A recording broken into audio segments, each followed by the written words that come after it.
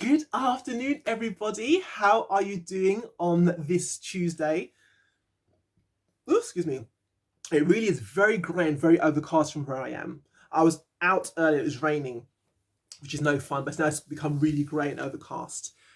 So, hope you had a great weekend. Hope you got lots of stuff done. Mine wasn't particularly productive, but I did get a few bits done. I was going to upload the vlog yesterday, but I got sidetracked because there's something I needed to amend on my YouTube account, and I got running down a rabbit warren trying to figure out how to sort this thing out. Wasn't able to sort it out, and then it was late at night when I finally stopped looking. I've been trying to sort this thing out for hours, and then I thought to myself, right, I'm going to get up Tuesday morning, 7 o'clock, record a video, put it up so I get stuff out early. But wouldn't you know it, my phone died last night. I've had this phone for about, is it over 3 years? I'm sure it's over 3 years. It completely died last night. Wouldn't switch on, wouldn't charge, nothing. So I had to go and get that sorted out this morning. So I've got a brand new phone, because that phone, I don't know what happened to it. It just won't work. So I've got a brand new phone. This is what I'm recording on right here, right now. And I've got a ring light. This is my first time using this as well. So I hope I'm not overexposed. I hope you can see me. Because yeah, the flat is quite dark in places, and getting lighting correct is a bit of a problem. So upgrading, darling, upgrading. So this video today is part 2 to my vlog of last week from the Khalifa Confidential. I'm looking that way because I've got the laptop up with her question. And last week I spoke about confidence in acting as a tall person, and I want to speak about the second part of her question. How did I develop confidence? And she wants to know, is it a part of my heritage, i.e. being an Igbo? So the Igbos are known for being very confident. We're known for being very industrious, very business focused people, very entrepreneurial, very hardworking. Like, we don't give up. We pursue. We're known for being quite excellent people. You get a lot of doctors, lawyers, and people in those top jobs. Like, if you're a Nigerian watching this, you know what that's about. Because for those of you who don't know, in our culture, you're really kind of pushed to become a doctor, a lawyer, an accountant. Typically those three things. Anything outside of that is like, you know. But yeah, I'm none of those things, as you know. But we're pushed to be excellent, to really go for it, and to make something of ourselves. So even though that's what we're like as a people, that's not where I got my confidence from. So confidence, I believe you can be born with confidence. I see that in a lot of children.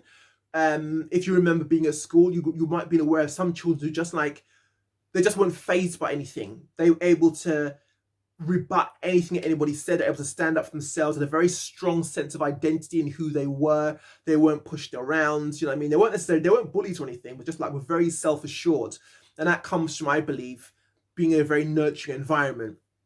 I too was in a quite a nurturing environment, but for me, I had a bit of an extra battle, because I found, at least, anyone who has something different about them, anything that makes them stand out, no matter what it is, you find that it's a struggle to become courageous and confident, because you're just trying to survive each day. You're living day to day. So you're just trying to figure out how to not get that person to cuss. You have to get away from this person. So you don't have the time to develop yourself, to develop your confidence, to develop your boldness, to develop your courage. That doesn't really happen. You're in survival mode for a lot of the time, and that's what I was in. So I didn't become confident until quite some time later. And I mentioned in another video, which I will link it here, where I mentioned how I accepted my height. Now, that was the foundation of it all for me, because that was the number one thing I got stick about. It wasn't my race, it wasn't my gender, it was my height. When it came to my height, the United Nations had something to say about it. Not what I mean, I was harassed by black people, white people, Chinese people, not so much, few Chinese, and Asian people. Every race under the sun, if they came across my path, would say something about my height, say something derogatory and negative about my height. It was never my race, it was always my height. So I had to find a way to deal with that. But that's all I was dealing with. I was just living in survival mode. I didn't confidence and courage, man. That was just like Mount Everest. I'm trying to get over this little hill over here. Do you know what I mean? I couldn't focus on developing anything like that. And so for me, that came, like I say, when I first had a revelation about my height, just accepting my height. That was the foundation of it all.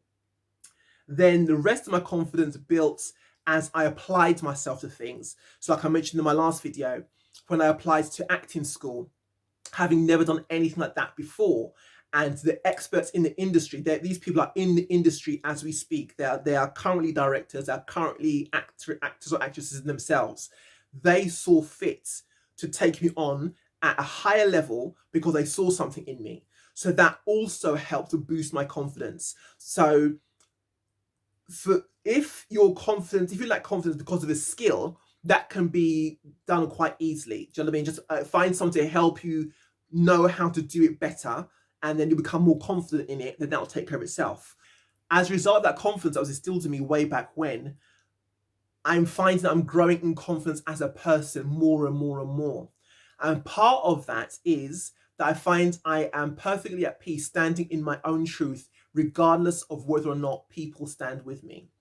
And that's a huge thing, just from a human perspective, as well as a perspective of somebody who was never allowed to fit in. I was always trying to do everything she could to fit in because I wanted to seem quote unquote normal or find my people, right? Before, I wouldn't really say very much, or I'd find myself agreeing with what other people said because I didn't want to be that person that stuck their head above the parapet and got their head blown off. I want to be the person that fit in the groove with everybody else, that walks along with everybody else, because that just seemed to be the way to do it. But I remember, as I was doing that sometimes, I remember seeing some of the contemptuous, disgusted looks people would give me, like, you're such a phony, gosh. But they themselves were also agreeing with what I was saying, with what I was agreeing with, right? But for some reason, I was getting all these funny looks about, why can't it just be real, or snide comments like, you're so fake and this, that, the other, all kinds of sideways nonsense.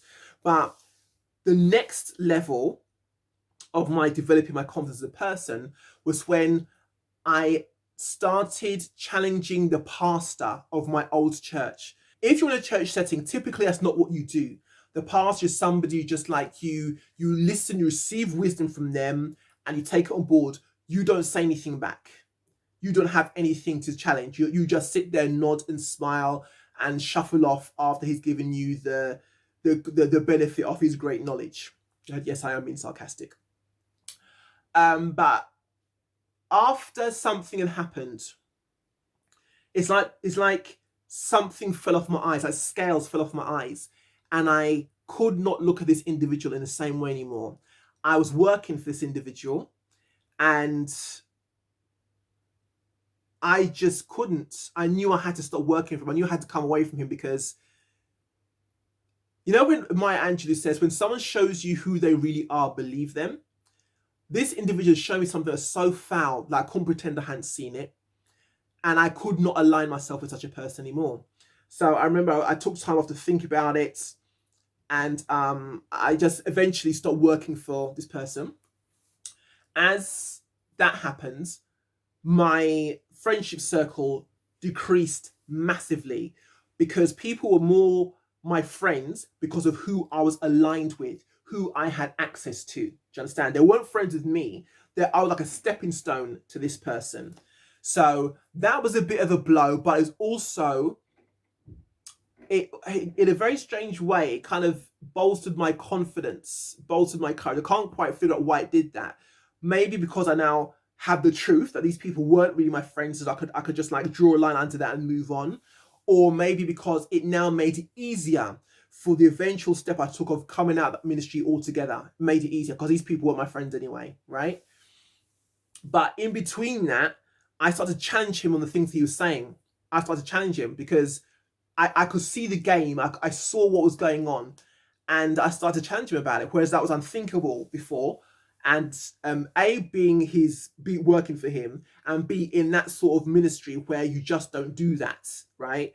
It was quite liberating for me because I just didn't want to be there kissing butt anymore. I just didn't want to be there talking nonsense and just going along with what everybody else was going along with, simply because that's the way things were done. And that was quite liberating. And that was after he had done what he'd done, my courage slowly but surely started to rise. My boldness, my confidence slowly but surely started to rise. And even once I left that ministry, some of the people who saw me thereafter commented on how well I looked, how happy I looked. There was like, it's like such a transformation. You look amazing. So I didn't necessarily answer, but I let them ponder that. Because if I now looked amazing because I'd left, what does that tell you about that place that you're still at? Do you know what I'm saying? But I just let them figure that one out. And I remember my sister even said to me one day, she goes, even your smile, so no, even your laugh sounds different. Leaving that ministry, it felt like I found myself. It felt like I just come up from air. Like, you know, like when you're underwater and you're holding your breath, and when you burst through the surface, like you take a huge gulp of air. That's what it felt like. It felt like I'd just been, I'd just broken away from something that was just so detrimental to my soul and to my person. I was just free. And to celebrate leaving, I went to New York. That was the first trip, the first holiday I'd taken for myself. Because again, in that ministry, it was like, you know, everything was about missions. Everything was about, like, you know, going to the mission field, and, you know, you don't take a holiday. Why are you taking a holiday? Souls are dying, don't you know? You know, it's kind of like, if you went on a holiday because you're selfish, you're self-obsessed, you're self-absorbed, yada, yada, yada. I took a holiday because I'd never had a holiday.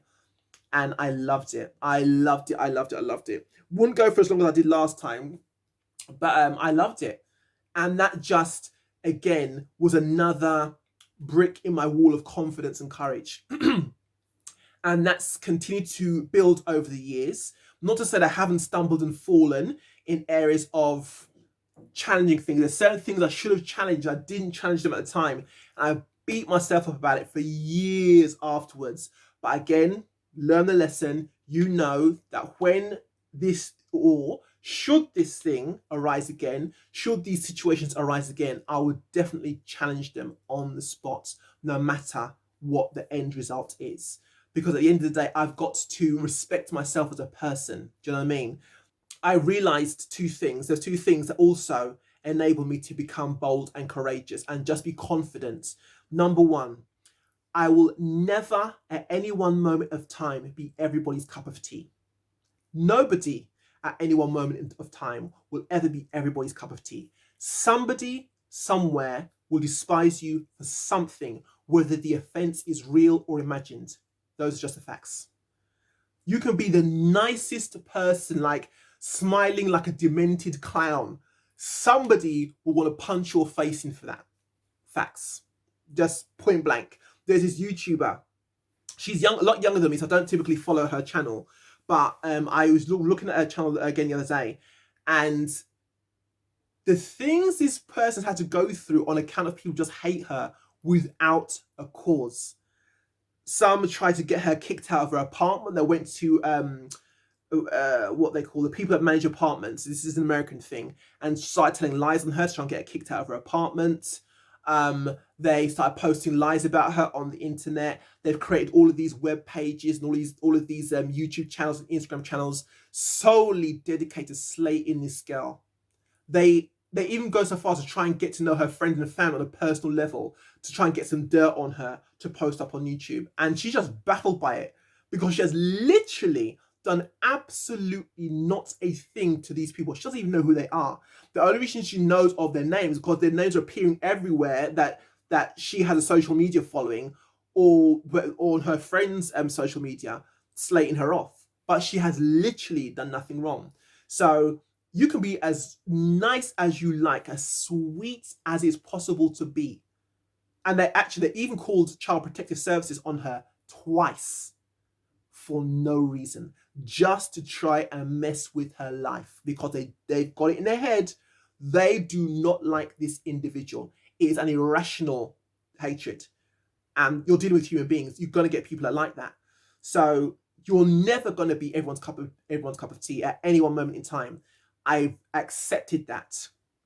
Number two, if you be yourself, your tribe will find you, right? A lot of the time when we're trying to change who we are, or trying to accommodate other people, is because we're trying to fit into that particular group, right? But that's not that's not your tribe. Those aren't your people. If you find that you have to like change elements of who you are in order to fit in, if you're a square and trying to shave the corners off so it can become a circle, you're denying who you are, you know? I know that a lot of people find me a bit difficult to deal with, but you know what? They find me a bit difficult to deal with. I find them difficult to deal with too. You know, it's a two-way street, but I don't dislike them for it. I wouldn't stop talking to them for it. I think that having people have an opposing view is quite healthy, actually. And it'd be good if we, instead of always arguing about things, we sat down and asked each other, why do you think this way? Where does this belief come from? You know what I mean? And try to understand it from that perspective, rather than trying to make someone feel bad because I don't share the same view as you. I remember one time someone said something to me along the lines of, what was it now? Yeah, I was talking about, we were talking about infidelity. And because my view, I was the only person that had my view, right? And this one person was telling me that they think something must have happened to me in my childhood. I need to research my childhood to figure out what happened as to why I have the view I have. I thought, how ridiculous. So because my view is different from yours, you're the only thing you could put it down to is childhood trauma. It couldn't just simply be because I think differently from you. Do you know what I mean? I think the way I think because I've researched what I think. I've watched people. I've listened to what people have had to say.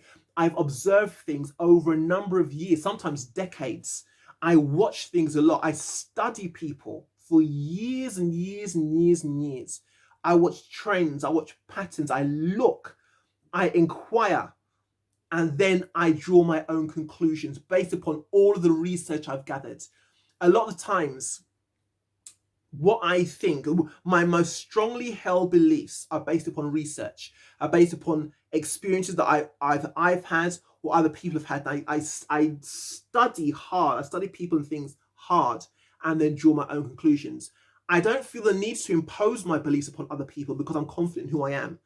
I'm confident enough that your different view will not destroy me, will not knock me down. Do you know what I mean? I allow people to have their own viewpoint because you can't control people, right? People think the way they think. They're coming from their viewpoint because of what their experiences have been, as am I, right? It's just that we've come from at different angles, and that's okay, you know? So that's the long way around saying this is why I'm confident. This is why I am the way I am. I accept the reality of a situation. I accept the reality of life. I am not going to fit into everybody's circle. I'm not going to be everybody's cup of tea. I'm not going to be everybody's tribe, but that's fine. I have my own tribe. I have my own people who for them. I am their cup of tea. Do you know what I'm saying? And it's cool. It's cool. So once you know that you don't have to try and transform yourself or dumb down or dim down parts of yourself or shave off parts of yourself to fit in to a particular mold, it makes you free, actually. You become confident, you become courageous. You're happy to stand and talk your truth and speak what you know with authority, right? And who knows, in you so doing, people are oftentimes going to be learning things for the very first time. Don't do what I did and spend so much of your life shifting this way and that way to be accepted by this one, to be accepted by that one, to want to fit into this group, to want to be fit into this group. Don't do it. Don't do it. It's tempting. I know it's tempting. I know it's tempting. Anything that comes at the expense of your peace, of your identity, of your joy, and of your just being able to be yourself, it's just far too high a price to pay. It's far too high. Be yourself. Trust that your tribe will find you. And like I say, so long as you're not being ignorant, malicious, belligerent, or anything negative, then it's perfectly okay to be who you are with the views that you have. My confidence comes from knowing that it's perfectly okay to be who I am. I am perfectly acceptable the way I am. I am not everyone's cup of tea, and I'm not supposed to be everyone's cup of tea, and my tribe will find me. In a nutshell, that's where it comes from. So I hope that was helpful for you. Thank you so much for watching. I really do appreciate it. If you've made it this far in the video, please be sure to give me a big thumbs up. Subscribe if you haven't subscribed. I've observed that a lot of people watch my videos but you aren't subscribed. What are you waiting for? It's free. It's free. Just subscribe and hit that notification bell so every time I upload a video, you'll be notified.